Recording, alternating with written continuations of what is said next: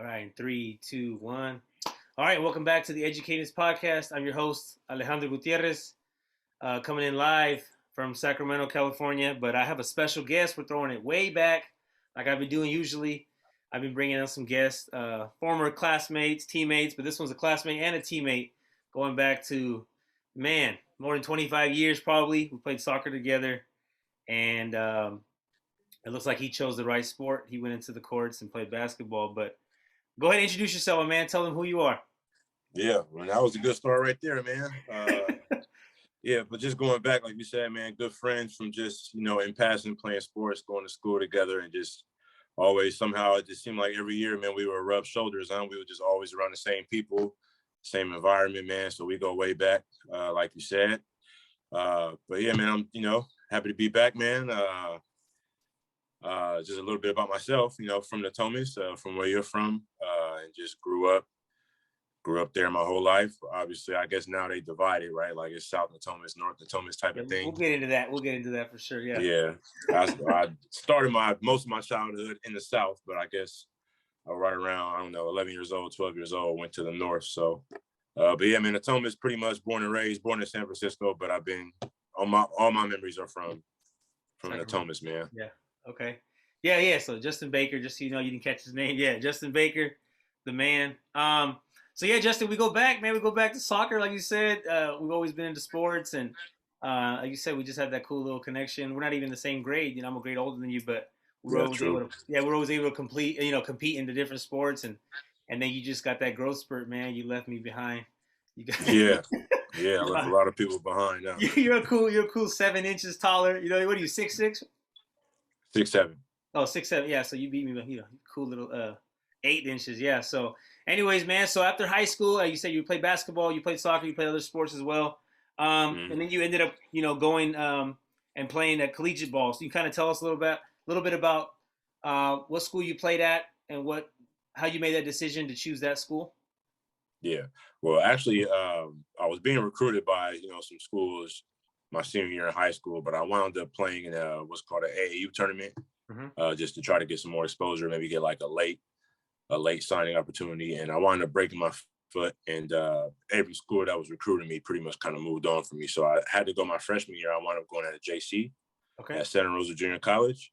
And just basically what led to that decision was, for one, I kind of had to pick a JC program. And then for two, I was really interested in transferring out after my first year. I only wanted to do one season. So, and Santa Rosa has like one of the better, at least from what I was told, had one of the better junior college educational programs. So it would be a good move for me to go there and better my chances of transferring out after 1 year. So I was able to accomplish that. And then I transferred to Utah Valley University, which had just turned Division I. And part of the decision making and going there was one of the coaches who was on the staff. He recruited me when he was working at Sac State. So I kind of already had that familiarity with him, and I trusted him. So when he approached me about the offer, it was just like, yeah, man, let's do it. I was just happy to have the opportunity. Yeah, man. Yeah, I forgot that you went to Santa Rosa. Yeah, and they're one of the premier junior colleges, definitely in the West Coast. Doing different sports. A lot of guys go there, and women go there to play different sports. So, and kind of talk about that, because I know when we were growing up, the travel ball wasn't it like it is now. Like kids play travel ball like it's nobody's business. I know AAU was obviously around, and travel ball for soccer. All the other sports were around, but kind of talk about that. If you can say a little bit about the difference that you see now with kids playing like so much AAU from such a young age. Do you think that would have made a difference in your career, playing so young and traveling way more? I was fortunate. I got to travel quite a bit. I played my first big traveling tournament was like, I think in the 5th grade or 6th grade, I went to Las Vegas. But like you're saying, it's still the way it is now is crazy, right? Like the way I understand it, I'm kind of like I'm not as in tune like I used to be with high school basketball and at the youth level. But from what I understand, now it's like more beneficial to play AAU ball or club ball as opposed to playing high school. That's not to say you can't get a scholarship opportunity or go to the next level from high school, but it seems like you get better exposure opportunities, and that's kind of what's getting all the glam and getting all the fame when it comes to youth basketball, man. So it definitely wasn't like that when I was coming up. You had to get it done in the school system. Right. it's way different now. I think even some basketball players or some athletes are just choosing to only play club, right? They don't even like play it for their high school. And it's like it's cool, I Yeah. guess, if you go to you go to a small school, right? You're in a small town, maybe, and your school won't get the exposure, right? You're not like at a Sheldon, or you're not at an Atomas back in the day, or whatever. All these big schools, then it's not really fair to you if you live like somewhere random, and AAU is probably the only way to kind of get out there. But now some Mm-hmm. guys from big cities are just choosing, hey, or girls as well. Hey, I'm just gonna play AAU the whole year long, big tournaments, 5 games a weekend, and I'm not gonna, play for my school. And I don't know, it kind of takes a little bit away from high school sports. I don't know. I see it Yeah, firsthand. yeah, sure. Yeah, I can imagine. I can imagine because they're basically going to just look at it almost like a liability, right? Because for a lot of these dudes, they're chasing scholarships. Like they're actually, it's like a means to get on to the next phase of their life, to pay for their education or whatever. So like, eventually once it becomes, that weighted towards the other side, towards the club ball, not to speak down on it, but once it gets to be that important, high school is just going to be in the way. Like that's just going to be something that people are going to start to look at and say, oh, I'll probably get hurt. Or if I'm getting enough buzz, if I'm getting enough recognition from this AAU ball, then I'm not even going to risk playing. Like it doesn't even make any sense because I can just get it done just with this, which doesn't even happen all the time during school, at least the big tournaments. So then in the school year, I can actually just focus on my, the educational side, and make sure I'm good when it comes to getting that scholarship opportunity. So it's definitely going to take away from the high school sports for sure. Yeah, it is, man. And I've seen it. I've seen it lately. You've seen it with some big names. They're like, "Hey, I'm just not gonna do that," and I get it. If that's your career path and that's something you want to do, then you Yeah. gotta take care of your body. You only get one. You only get one knee, right? You only get two knees and one opportunity at it. So, kind of talking into that realm of things, kind of tell me, were you, as a kid growing up, was this pro career? Was this something you had in mind, or was it more of like I'm just gonna take it like it goes and just play and see where it takes me? Yeah, I mean, I've always been really passionate about basketball. I can't say that from a young age, like I had a clear path. I just know, just like any other kid who was in the fifth grade or something like that when I first started playing, you're thinking, I'm going to go to the NBA someday, right? And just like the more you play it, then the more you realize how serious it is and how serious you have to take it to even play college ball or to just be able to play at a competitive level in high school. Um, but I think through all that, like through all the training and the long days and just the long, whether it be lifting weights and just extra shooting and this and that, like I still found that I had a passion for it. Um, so it kind of made it easy for me to just continue to progress in the sport. And then when I got to that age, like when my mom and dad basically told me, like right around the time I was 14, 15, it's like, hey, if you're going to do this is what you want to do, then you really have to commit. You got to basically go all in with it in order to give yourself a chance to separate yourself enough so that somebody's going to pay for your education. Right. So, yeah, I just probably because I just enjoy playing it so much, I still feel like a kid sometimes when I'm playing it now, but it's just like that made it easy for me to do what was necessary in order to continue to take it to the next level. That's cool, man.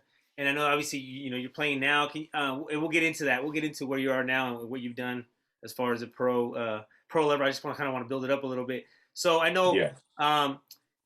your high school career, like you say, you did the AAU, you did the travel ball. Your parents had that conversation with you, right? Like, and they supported you obviously, because I think that's the biggest thing. Our parents, were able to support us. Say, this is what you want to do, then do it, right? You want to be into music, let's do it this way. You want to be a journalist, you got to take these steps. So I think even with sports, some parents push their kids more than the kid pushes them, and I think I was one that kind of dragged my parents along to play, travel ball. Hey, come on, sign me up. I want to play at that level. And so they were able to just, okay, whatever you want, let's do it, And you got the other end of it where you got parents dragging their kids like, hey, you got to play this, and the kids are like, man, I don't want to do all that, right? I don't want to play every day in tournaments. And so it's kind of cool that you have that little balance and you're able to get that support at home, which is, I think, the biggest thing that kids need, especially now, is getting that support to what they want to do. Like, hey, I want to do this. Okay, well, these are the steps you got to take it serious to get there. So you're able, obviously, to get to that level. You put the work in. How was it as far as balancing schoolwork, balancing your social life, and we're talking about high school right now, and then also balancing sports? Because sometimes sports kind of takes over too much, where it becomes a business, where it becomes like a job. Kind of tell me a little bit about how you balance those three things. Oh man, it was just like I was just talking about. Like, man, I completely locked in on it. So like in high school, I had a social life, but I had a very minimal one because if I wasn't doing school related stuff, homework and maybe I don't know, studying for a test or doing a project or something like that, the only thing I really wanted to do was play. You know what I mean? But because at that age is when it started to turn into a real serious thing, a competitive thing that I had to dedicate myself to. Now, instead of like going and playing just, you know, a random pickup game at the park or whatever, now I'm like, actually, I got a gym membership and now I'm going to lift weights. Or, you know what, I need to work on my legs and my cardio, so I'm going to run a few miles. I mean, I ran by you a couple of times in our neighborhood when I was growing up. Oh, yeah. You know, you would catch me running by the crib. I forgot about that, but now I remember. Yeah, now I remember. Yeah, that's me. Like, that's me in high school doing what I felt was necessary to keep my body right, to keep my legs strong. So, man, I just, you know, the only thing I did, and basketball, it did over-consume my life. Like, I was, when I look back as an adolescent, like, I was spending too much time. You know, like as a future parent, I hope I'm not going to be a future parent. I would imagine I don't want my kid to be like, I want them to have the capacity to like slow themselves down and enjoy growing up, and like enjoy other things. But yeah, it was a sacrifice I was fully committed to, man. So I was just always working on my game in some sort of way. That's what I was told I needed to do in order to advance, and I believed it, man. So I just did it as best as I could. So I imagine you were very self-driven. I mean, yeah, you had coaches, and yeah, you had your parents, and you had some teachers, obviously, but you know, it has to come from you, right? To be able to go out there and you know, because everyone has coaches, everybody has, you know, teachers and telling them what to do, but not everybody buys in. So how self-driven are you, and were you at that time? Yeah, I think I'm pretty self-driven, man. Like a lot of the things that when I really commit to something, I really take pride in like seeing it all the way through. Even if I wind up failing at whatever that commitment is, if I have a goal or something like that, even if it doesn't work out, I really try to take it upon myself to see it all the way through, man. I just think it's a good show of character, man. It really says a lot about yourself, and you can learn a lot. Like whether it doesn't go right or it goes wrong, like you went through a process, and like you're gonna be better for that. So I just like to. It's just kind of how I am. I like to see things through. Yeah, man, it was just dedicating myself to something I was passionate about. Well, the passion, I keep bringing that up because that's what made it easy. Right. You like wanted to win. Really you wanted hard, to be, you wanted to be on the court. You wanted to compete. Yeah, when it was really hard, I'm doing some sort of training that I can't even really do effectively. And I'm just worn out. I'm exhausted. I want to just, I don't know, I want to go to this house party on the weekend. I don't want to go make 500 shots in the middle of the night. Like, you know what I mean? But I still just, because I love doing it, it still didn't really feel like that difficult. It was just, I got to get through this because I got to get ready for this game that we got in 2 weeks against Roseville or against, I don't know, Grant High School. And everybody going to be there. It's going to be packed. I really want to show out. So, man, I got to get these extra reps up to make sure I'm on point. It was just a lifestyle, really. And there was a good little class at our school, right? I mean, that kind of helped that go along the way, right? You had some good teammates, some talented teammates, guys that were driven as well. So it was a good little group that we had at our school. Yeah, and we all grew up together as well. So yeah, it was, we had chemistry, a very fun time in my life, man. I'll never forget those days. No, and I get sad when people say like, "Oh, I hated my high school." Like, what? I had a great time in high school, man. Like, high school was great, man. I love it. It was the best 4 years, man. Like, you might have sucked the first couple years. You know, you're like, I don't even know what's going on. But then once you figure it out, you're like, man, this is almost over. You know, so no, I totally agree with you. It was a good time. There was a good group in all sports. You know, and people we grew up with and able to compete with them, and kids that we grew up. It felt like we just kind of came around at the right time, huh? Yeah, and it's different now. Maybe we're on the outside looking in. We don't know, but it's definitely, I felt like there was a different vibe for sure, a different taste around here. You know what I thought we were able to benefit from is because we play multiple sports, right? Like I play soccer, I play baseball. So you know what? I wound up at a very young age, I wound up developing like a group of friends in different like cultures and stuff from a very young age. So by the time I got to high school, it kind of felt like, at least in the Natomas area, which is a pretty big area, I knew everybody. So it was just like when it came to the sports teams, I just knew all these people, even though I went to Natomas Charter and Mary Hill School, like I didn't, but I wound up knowing a bunch of people from all over that town, man. So high school was just a good experience, and I think all the teams, soccer program was good, wrestling program was good, basketball was good. Like there was so many good sports. I think that's why, because like you said, man, just that vibe, that energy, the area at the time. Yeah, we were in the area, we knew each other, and like you said, you had these little like pods, like. I knew the basketball players. I didn't hoop, but I knew them. I knew the football players. Everybody just got along with each other, man. We knew the baseball players. Yeah, we all played everything, and that was the reason I went to Natomas. Right at the end of the day, my mom, wanted me to finish somewhere else, and I was like, nah, I never been able to go to my home school and actually go to the school where I'm supposed to go, and and I knew all these people. Like you said, the soccer, I knew all these guys, they're all my teammates and club teams, and I was like, let's just get together one more time, and that's what made me sad on the way out. It was like just reflecting on that. I was like, man, I'm never gonna see these people again. I've seen this since I was like 5, 6. So, but I mean, I'm still in the neighborhood. I still run into people. I'm teaching. Yeah, you're still in there. Yeah. I'm teaching some of their kids now. They roll up. Hey, my dad, and I'm like, yeah. It's like, it's like, wow. He graduated with us, and so it's getting to that point, where I'm starting to see people of the next generation. Yeah, the next group of people, and it's fun, man. My son's playing t-ball, and he's 4 now, and one of his teammates, his mom graduated with me also in high school, so it's like just full circle. Like, oh man, we know. Full circle. That's crazy. It's fun. It's fun. But yeah, man. So you were able to go, from the Thomas. You were able to, like you say, you did the junior college route, and you ended up at the at Utah Valley, right? Yeah. Yeah. Were you able to get your degree and finish that up, or did you? Yeah, I did. I finished that up, man. I got my degree right when I was supposed to, so I transferred there in 2008, 2009. I graduated in 2011. Okay. I actually finished my degree early because I got a lot of it done at Santa Rosa because I was able to take kind of advanced level classes. So I got a lot of it done in my freshman and sophomore year. So by the end of my junior year, I actually already completed my degree, and I just kind of had to enroll. I had to enroll in some classes just to be eligible to play basketball. We had to be listed at it was something like 12 units or something like that. Right, so I took a bunch of university success and student health type of classes just to kind of fill up the document. Okay. Yeah, that makes sense. Yeah, you had to do the little full schedule. You had to be a full-time student to be able to compete. And they made you take certain units. So they kind of tell me about that college career. I know you were there. Obviously, the JC level is different. I don't know if you were able to watch the Last Chance of You. I don't know if you ever watched it. Yeah, I watched it. What'd you think about that? We'll talk about that for a second. It was I would say it's an accurate depiction, man, of how it really goes. The JC level is a grind, and one thing you find out about yourself and about, again, going back to the passion again, like you really find out just how much you love it. Right. Because it's not like going and playing like at a university, like playing at Utah Valley University or even something bigger where everything is paid for. Like in California, when you play sports at a JC, you have to pay your way.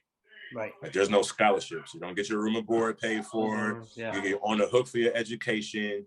There's no on-campus eating, and like everything is on you. So, and a lot of, we don't have jobs. Like most of us are trying to play college sports. So we don't have jobs. We don't have money. So you got to take out loans. You got to make a lot of sacrifices, man, without even playing basketball.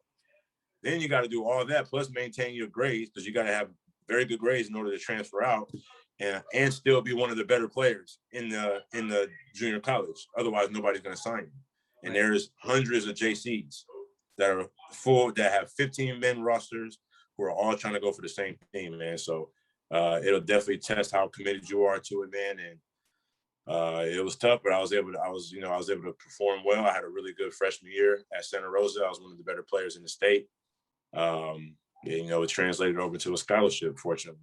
That's cool, man. I tried that. I tried that route. When I wasn't getting any looks, I was like, you know what, I'm going to do JC. From there, I'll transfer, and I'm not going to say the passion ran out. I just think, I don't know, maybe I just saw the writing on the wall. I was starting to get the injuries. They started piling up out of nowhere, which I never got injured as a kid, and I was like, wow, broken arm here, boom, torn knee here, and I was like, man, and it's good. I don't know, just life kind of took over, and I said, man, it happens. Everybody starts playing at some point, man.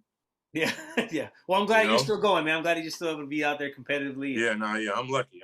Yeah. Man, I'm lucky. So then, so that you were able to go to Utah Valley.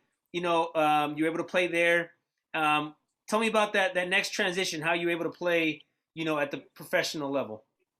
Yeah, it's pretty random how it happens, man, because the basic infrastructure of basketball is the NBA, right? And if you don't make the NBA, there's other opportunities elsewhere in the world, but there's no pathway for that. Like there's no system in place that will allow you to kind of progress from school to collegiate to professional in terms of getting overseas. And basketball, that's there for other sports like soccer and maybe like rugby and a couple of other sports, but basketball, coming from America, is a very, very complicated web, man. So what ended up happening to me was this random guy who claimed to be an agent, and he was based in Israel. He hit me up on Facebook and was like, hey, I'm interested in your talent. Like, if you want to be able to have a career overseas, I can help you get started.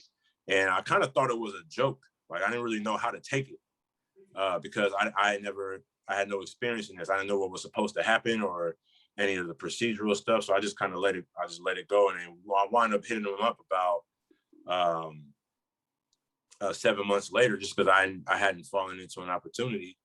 And he was still willing to represent me. And man, he got me my first job just like that.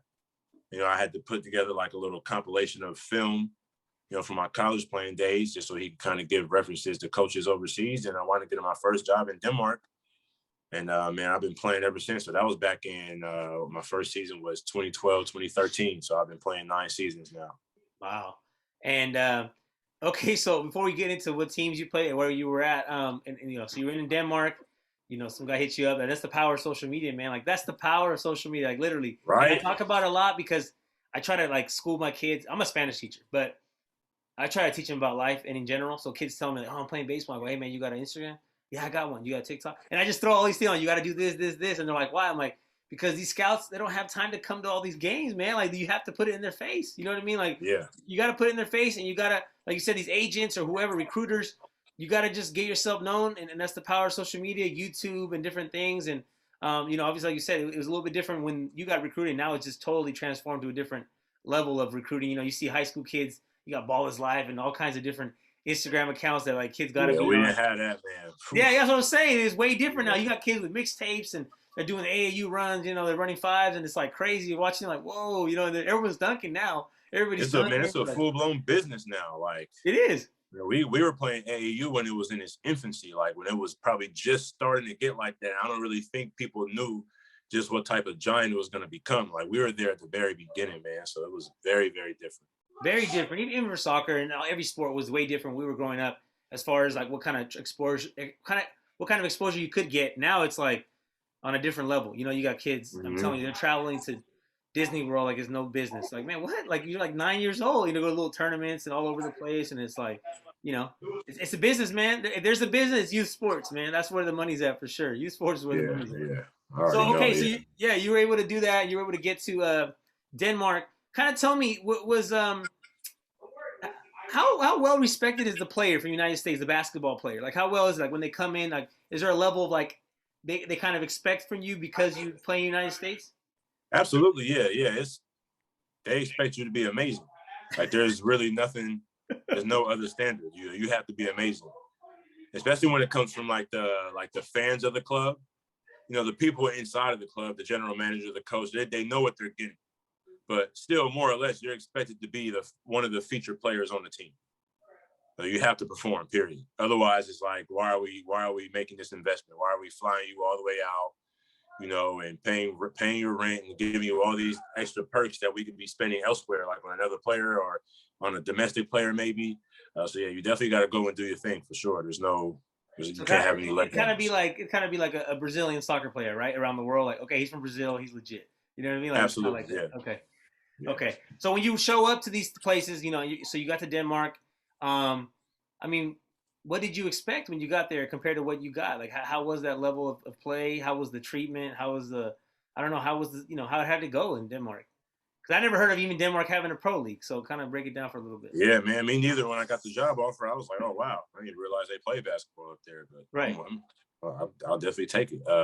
Man, I had no idea what to expect, man. I'd never been outside the country. And I never even imagined myself being in that part of the world, let alone playing basketball, but just period. Like, I never considered being in Northern Europe. Like, it's just nothing there for me. There's nothing of interest there that I thought. Right. So I had no idea what to expect. And I flew out there alone. Like, when I went to college, my mom came there with me. Oh. But when I went overseas, she didn't make that trip. So I was going over there all alone, man. Just I got my passport. But, it was just, it is what it is. I was excited at the same time, man. And just when I got off the plane, just from the moment that when I got out that airport, when I got my bag out of the baggage claim and I got out of the airport, it was just a whole new experience, man. Every day was just a new experience. Where else have you been blessed to play in? I think you were playing in Romania. You were playing like in New Zealand or something. I don't know. It's Australia. I don't know. Yeah, man. I played in a lot of cool places, man. I'm very, very lucky. So after that, I went to Israel. Okay. That was an amazing experience. I played in Finland after that. Played in Estonia. So I spent a lot of time in Northern Europe. Played in Germany. And I played in Greece. I played in Romania. I played in Cyprus. I spent time in Australia. So I've been very lucky, man. I played in a lot of places. So you were able to make that. This so far is your career, right? Your full time gig. You hear stories from people like how Europe, basketball is growing. Obviously, basketball is a world sport, and different countries pay differently, and you're able to make it through. But how is it living alone? I mean, like you said, I know you're only child, right? I don't think you had siblings. Yeah, I'm an only child. Yeah, Right, yeah. right. So how did you adapt? You get there with new people all the time. You got new teammates. I mean, how's that work? Yeah. Oh man, you know what? After the first, so like when I was in Denmark, when I spent time in Denmark and Israel, that was kind of just like my entry into being overseas, just kind of getting used to being around different cultures who don't speak English primarily and just kind of learning a different way of life. But after those first 2 years, when I really learned to come out of my shell, and I'm really comfortable over here, man. I almost prefer it to, as compared to the States sometimes, man. I just really like the lifestyle. Um, and I look at it as an opportunity because a lot of people they always note the fact that I've never stayed in one place and just played multiple years. I'm always bouncing around country to country. Mm-hmm. And I like that idea of it. I like being able to go to a place that I maybe otherwise would never go to before. Right. So like on the one hand, would it be beneficial for me to play in France for 2 or 3 years consecutively? Yeah, it would probably be beneficial. But if I could play in France 1 year and then go play in Italy the next year and then go play in, I don't know, Germany the next year, when I look back at it all, I think I'm going to value the experience, just being able to spend time amongst the Germans, the Italians, and eating authentic Italian pasta and trying brick oven pizza, as opposed to staying only in Germany the whole time. Not that wouldn't be cool too, No, but I right, just right. get more out of it. I feel You like. see the world. Yeah, you're getting to see the world. No, I think, man, I value that big time. I never had any like dream of going to Europe, and my wife was like kind of just talking about it a couple years ago. We gotta go to Europe, and I'm like, what? Like, I never thought of it. I never. When I think vacation, I'm thinking the beach in Mexico, right? I'm thinking, the Caribbean, whatever. That's what I'm thinking, right? So we go to Europe, and I was able to. We went to France, we went to Spain, we went to Italy, we went to England, a couple other places, Switzerland, and it just made the world seem way smaller to me, man. I got there, and I was like, man, you know what? Like, we can go to another continent in the same day on a plane. Like, the world is not that big, and I'm like, I don't know. It just gave me a new perspective on the world. Going to Mexico every year and being able to travel because my parents were born in Mexico and we go back, and my wife's family as well. I'm able to see like, Mexico, United States, a lot different, right? They're right next to each other, but way different as far as obviously language, culture, obviously sometimes social economic levels, right?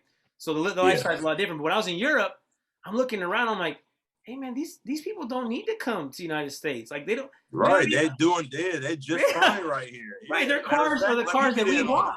They got the cars that we want. They're driving them like it's a Toyota Camry. It's like they got cars that we want. They got the cell phones, technology, transportation's better. The food's cool. There's food. And maybe that diversity is not there in certain parts of Europe, but definitely, I don't know. I was there for like almost a month, and it's a lot different than you. Are you able to live there? But for a month, I saw it, and I was like, man, like, I don't see really the need when people say like we gotta go to the United States. Like, well, I mean, I guess some people can say that, but not everybody. Not everybody has to say that. Yeah, no, man, they got everything they need right here, man. It's a good lifestyle, man, and it's just I love it, man. I'm very comfortable. Whenever I go to a new place, like when I play in Romania or something like that, like right when I get there, I like to just, obviously outside of training and whatnot, like in my downtime, I like to explore the city and do certain things, man, just to kind of familiarize myself with where I'm at, just because it's a good experience, So, yeah, I appreciate that experience for sure. Yeah, man. And so, how do you kind of? I mean, obviously, do you fly back often? Do you come back to California often, or are you kind of just staying out there? Yeah, sometimes, man. Sometimes I play all year round. Like sometimes I might go from Europe to Australia because those leagues run concurrent. So sometimes I'll do that, but then sometimes I need to just take the time off and rest my body and see my family. Then I'll come home to California. Okay, and you kind of just stay in touch. Obviously, social media has helped you, stay in touch probably with your family and friends, and you obviously, you probably call your mom and your dad, your parents for sure. So, you're able to do that now with technology. So right now that you're over there, and this is a tough year, man. It was a tough year that we were you weren't here, and we're still kind of locked down a little bit. Kind of tell me, how you went through the pandemic, man. How are you feeling? How are you living through that over there? Where were you when Uh, that was happening? Were you in Bristol at the time, or you were somewhere else? no, I was somewhere else, man. I've been bouncing around. Like when the pandemic first hit, I was in Qatar.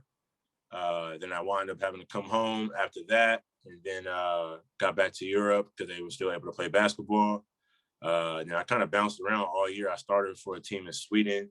Right when I got there, I hurt my ankle, so they let me out of that contract. And then when I was looking for a permanent job, I took an injury replacement job in Cyprus for about 2 months. And then after that, when that contract ran out, that's when I got to Bristol, and that was right around the New Year. Mm. So I've been bouncing around, man. Okay, and obviously, it's been a tough year for just socially here in the United States, right? We've been dealing with craziness, right? As far as we had the election, we had people, with their I don't even know how to say it, man, but craziness, right? Just racism and discrimination that we obviously know that's been there for a long time, and we don't know if we're going to see the end of this ever. But how did you live through that? These tough situations that you probably saw on the news or you probably saw on social media. How are you living through that? Living, you're living away from it, but obviously it's touching home. Yeah, man. I just try to stay tapped into it as much as I can.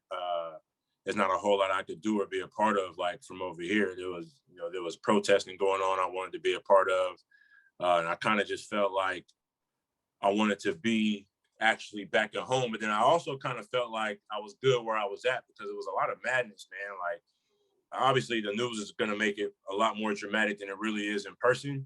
But it, like you were just saying, it looked like it was pretty crazy over there, man. So I would talk to my family, and they would even tell me, man, you might actually want to just be thankful that you're over there and not over here dealing with all this nonsense because it looked like a fire show.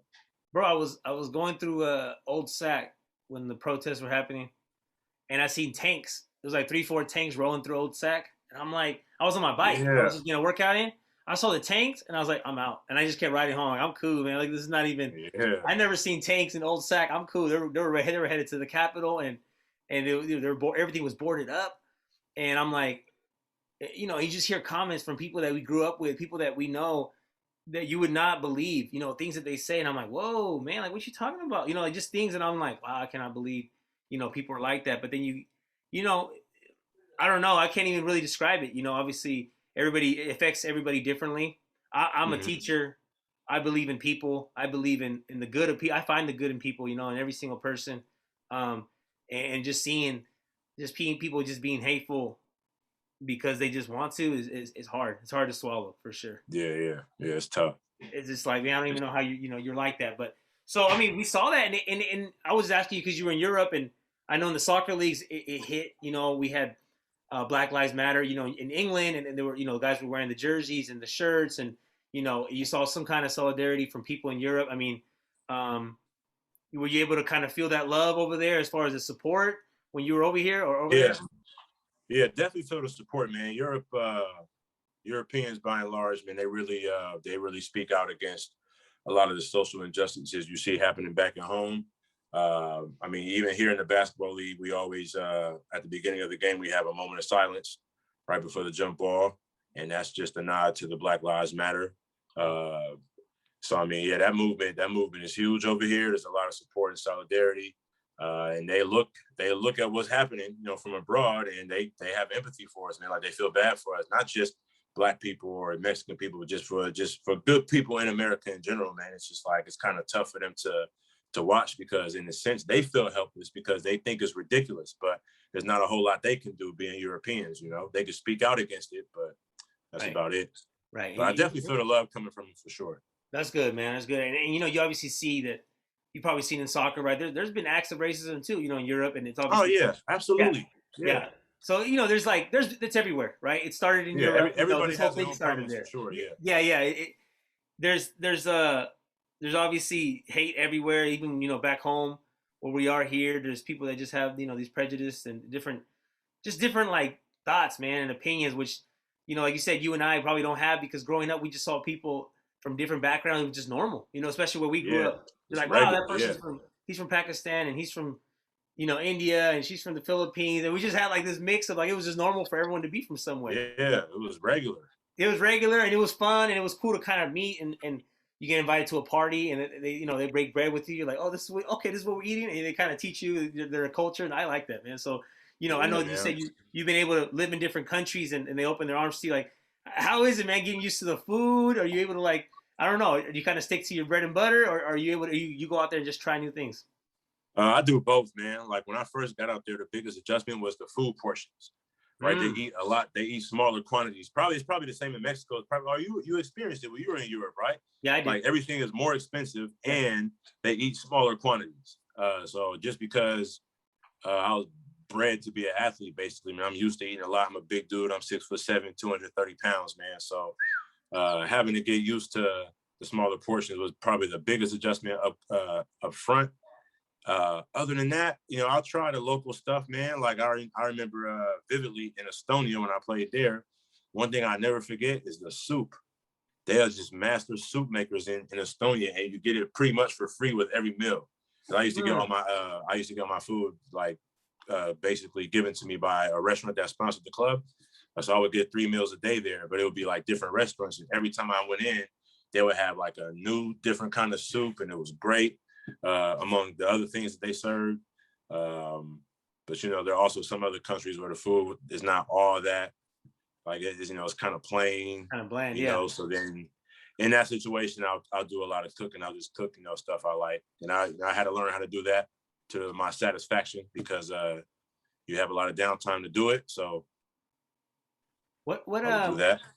and you said lifestyle. You keep talking about the lifestyle, and I agree with you. I think lifestyle was cool, and I think every country has their thing that makes it cool. And you obviously, like you said, the food you've been able to adapt to it. People break, people show you the culture. They show you different things that you do there. Um, what about, like, what is one place that what for basketball? What is the country that you want to be in Europe? What's the country that has, like, probably, I would say, the best or the most eyes on for the league?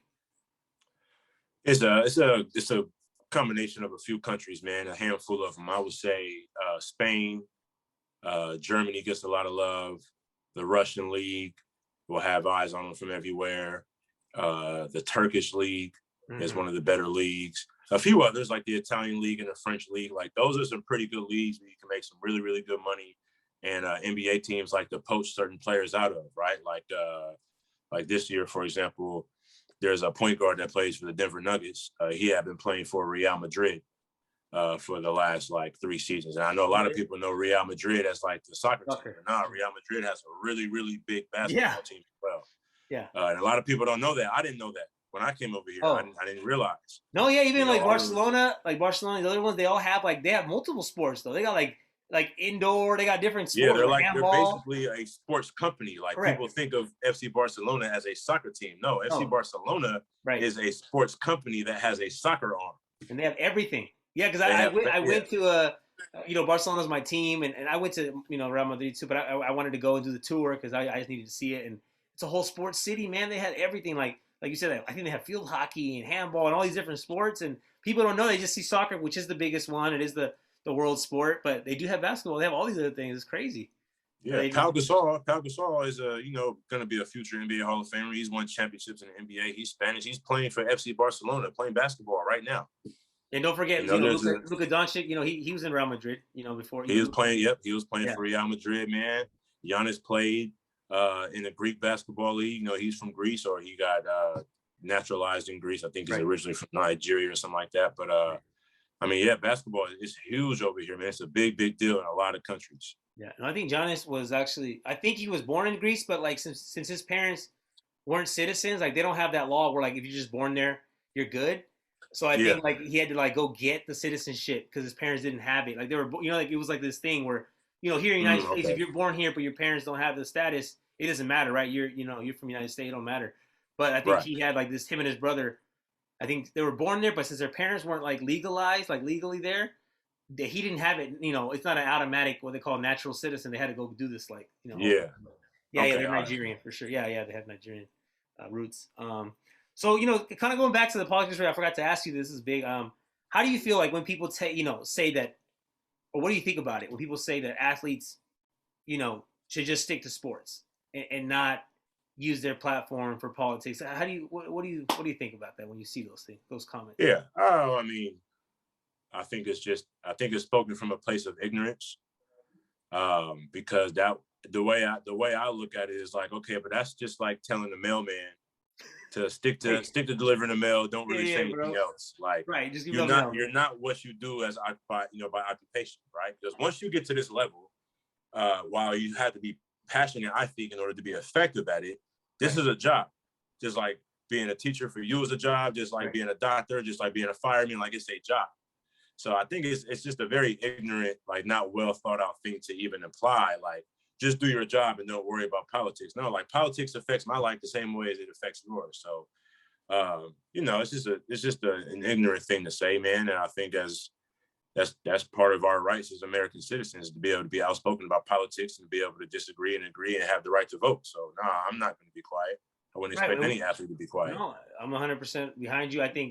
Um, I think if we don't do it in sports, when are we going to do it? Right? Like, what is, like I say, I'm a truck driver. When am I going to be able to practice? When am I going to show? Yeah, right. And I'm not saying, and I think it's funny because, it was a tough situation when this whole thing happened. It still is.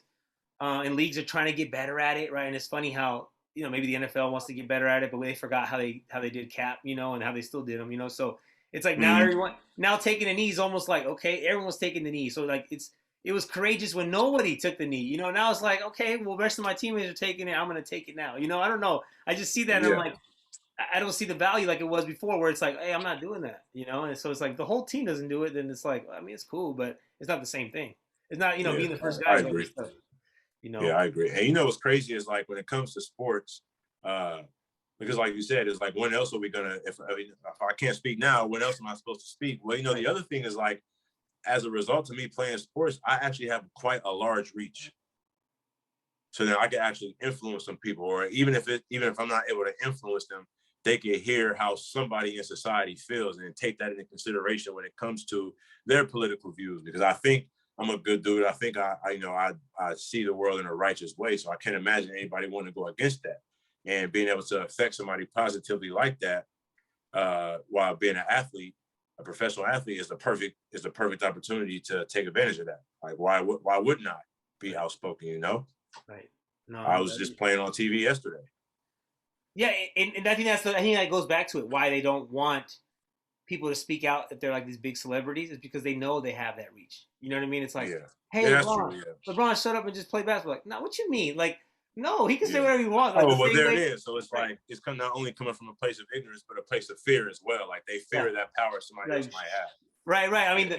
let's look. I mean, Muhammad Ali did it in his day. And then they did it in his day, and they like they talked all that mess, and they called him all these things. They threw him in jail, right, for not going to war, and then they want to idolize him when he's not. Oh, hey, best boxer. Like, what you mean? When he was alive, you guys were dogging him. So it's like Yeah. these little things. We're like, come on, man. And we seen just different athletes, and I think you're just it goes both ways though. If you have an opinion, if you have something that you need to say that affects you and people around you, anyone can say it, and that's like you said, that's written in the rules where we could, people can say whatever they want to say. There's Yeah. it is For what it is. sure. You know, Yeah. yeah. So kind of talking about that. I mean, we're getting to that age. We already past the 30s. I mean, how much basketball do you got left in you, man? I think I got a few seasons left. I think every year what I like to do is I like to step away from it. I started doing this about 4 seasons ago, whereas at the end of the season, I would literally stay away from basketball. I would do nothing basketball related for the next 10 to 15 days. And the reason why is because that absence, for one, allows me to recharge kind of mentally and physically. But what it also does is it allows me to gauge how much I missed being away. Hmm. And I feel like when it starts to get to the point, if I'm still physically able to play, when it starts to get to the point where it feels mundane and it just kind of feels like this repetitive routine, that's when I think it'll be over for me, because it takes too much dedication and time, man, and effort and just energy to do this at an effective level to the point where it could be your lifestyle. Right. It takes way too much out of you. So if you're not getting up for it naturally and organically, if your passion is gone, I just don't see how it's even possible. So Nice. No, man, and I hope you keep going. I hope you more than that. I hope you have more than a couple years left. So what do you have planned after this, man? Because obviously, you're still young, man. I thought when we were kids, we thought the 30s was old, but now 30s is the new 20s. So what do yeah, you have in mind, man? After basketball, what are you thinking of doing? What do you want to do? It can honestly go a few ways, man. I'm actually considering getting my master's degree. I found a club here in Bristol, actually, who, you know, I've been talking to about continuing playing for this club. And they have a connection with the university here in England, University of West Bristol, or West England, excuse me, in Bristol. And it's a very good school, and I can get my master's done there. And I was thinking about switching that concentration into law. They have a law program, so I was thinking about switching my my law degree, or switching my primary undergrad degree to a law degree. Man, I think that would be a really good opportunity as having a pathway into something after basketball. But mainly, apart from that, just I've always kind of gone back to coaching. Feel like I could be a really good coach. I think I'm still going to be passionate about basketball when I'm done playing it.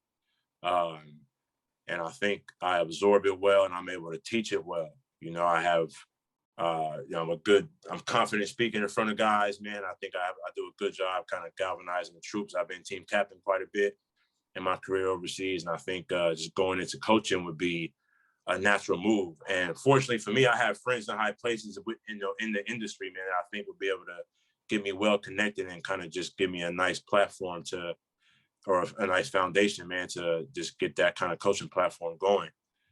So just there's going to be an opportunity to stay within the sport, stay within the industry, but there's also going to be an opportunity to maybe change it up and do something different, man. That's one thing I like about the way that I've kind of set my life up to this point is it's kind of versatile. I'm not locked into one thing. I can stop playing now. Not that I want to, but I can stop playing now and go into the next phase of my life. Just because I've been really lucky about kind of just how things are falling in place for me and just how kind of just determined I've been. So who knows, man? Hopefully it'll be something good. And but you're right, we get into that age. I want you to go to these places, man. You gotta take me with you. That's the thing. Hey, I don't care where you NBA, whatever. Hey, man, what's up? You know? Yeah, I'll shout you out. You know, I'll try to you know, just throw the seed in there. Like, what's up, Juice? No, yeah, you gotta send me that. I need some of that drip, man. That cap was that's a soccer, man. That's clean. That man, say no more. I mean, we got all type of team apparel, man. I can get it all. Man, say no more. I'll bring something home for you. Oh yeah, well, I'll be waiting, man. You know, just give me something smaller because you know I'm not that tall. So I know. Yeah. But yeah, man. Shoot, man, that'd be dope to have. No, man, it's been great reconnecting with you. It makes me happy to be able to talk to you again. You know, obviously we've been chatting here and there, missing each other because you know you're in Europe and I'm doing this. You know, I'm doing life as well, and so you know, just being able to talk to you makes me happy, man. Like going back and you know, talking to somebody I know in almost 30 years. You know, it's like it's crazy because you haven't changed, man. Like we talk to each other, it's like we were 12 years old again. You know, it's like it's nothing different. We're just the same person. Man, we're the same guys. We're the same guys, man. That's what I'm saying. You still got the same, you know, the same mannerisms and the humor. And I'm just like, man, you know, I'm you know, it's cool, man. It's gonna be cool when I tell my parents that I was able to talk to Justin Baker again. They know the name. Yeah, for sure. Yeah. So, but I don't know. I just wanted to close this out. Don't want to take too much of your time. I know it's past the bedtime over there. And you know, any tips you have, for any student athletes coming up above the ranks? I know you talk a lot about passion. I know you talk about being organized, and you've talked about being self-driven, and obviously follow, like you said, putting in the work, putting in the time. Any other tips you might have for any of these young guys coming up or girls? Yeah, man, really just put all that together, man. Like I would say, the most important thing, nobody's gonna do this for you. Like you want to be an athlete, like your mom not gonna do that for you. Your teacher not gonna do that for you. They're gonna give you ideas. They might spark the inspiration that might help kind of push you along, but you got to make it happen for yourself. You can't expect handouts. Nobody's going to believe in you. You have your small circle, like your close friends and your family members who they're never going to say anything bad to you. They're always going to talk you up. But other than that, nobody's ever going to believe in you. Nobody's ever going to think you're going to even make the high school team, let alone play college and even have a chance to play pro. So you got to know that going in, man, and just dedicate yourself. Put the horse blinders up, handle your business in school. And when you're done with school, handle your business in sport. Make sure you have a good, sport life balance, but definitely dedicate yourself, man, and handle your business. And that'll give yourself the best chance. And lastly, understand not everybody makes it, man. Like I was saying earlier in the podcast, every single person who plays basketball or soccer, or whatever, no matter who plays, they all stop playing at some point. Right. Whether it be high school, college, like it's going to end. Right. I've been fortunate to play pro for 9 seasons, but it's going to end for me. And I think if you take all that into consideration, you'll give yourself the best chance possible for sure. Man, no, that's deep, man. I appreciate your time, Justin. We'll be following you, rooting for you back home, and when you come back to SAC, we got to reconnect one day, man, and Yeah, absolutely, some man. food, So, yeah, man, I appreciate you. Yeah, man, we'll reconnect. I'll see you on social media. I'll let them know where to find you, and good luck the rest of the way, man. Yeah, man, I appreciate it, man. Good luck to you too, man. All right, Juice. Good stuff. All right, bro. All right.